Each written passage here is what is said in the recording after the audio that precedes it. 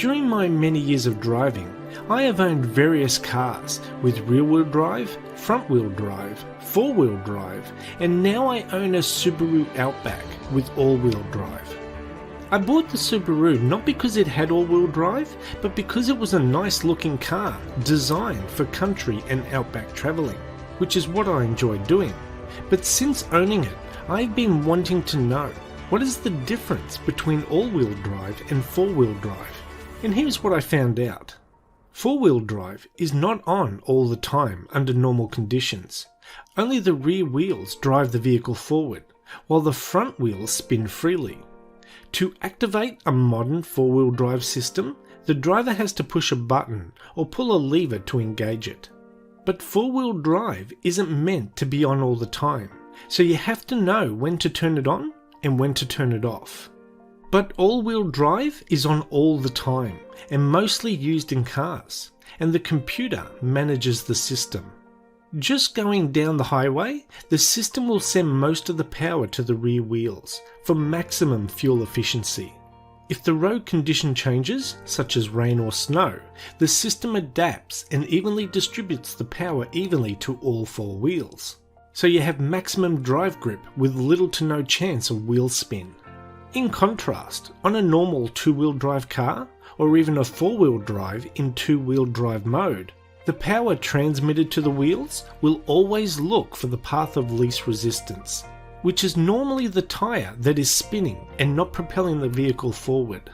Most people will be familiar with this when it rains, when they accelerate off at the lights or at an intersection and the drive wheel just spins on the wet slippery road. All-wheel drive cars do not do this.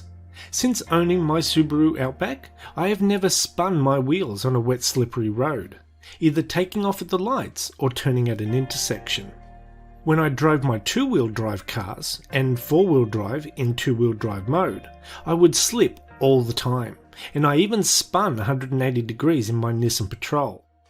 So what advantage does four-wheel drive have over all-wheel drive?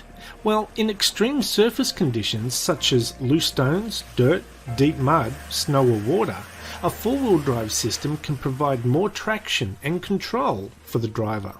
But vehicles still set in four-wheel drive mode can be dangerous once back on dry tarmac roads, as axles are not designed to rotate at the same speed in normal cornering.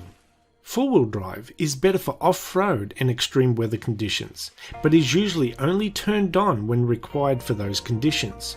But all-wheel drive stays on all the time, and is better for more general driving conditions. Plus it gives the car a sporty feel. Both systems add quite a bit of weight to the vehicle, and you will end up paying for this at the fuel pump, as both types of vehicles are not very fuel efficient. Four-wheel drives because they are usually big and heavy, with heavy complex drive systems, and all-wheel drive because it is always active. I've been driving my Subaru Outback for 2 years now, and I love it.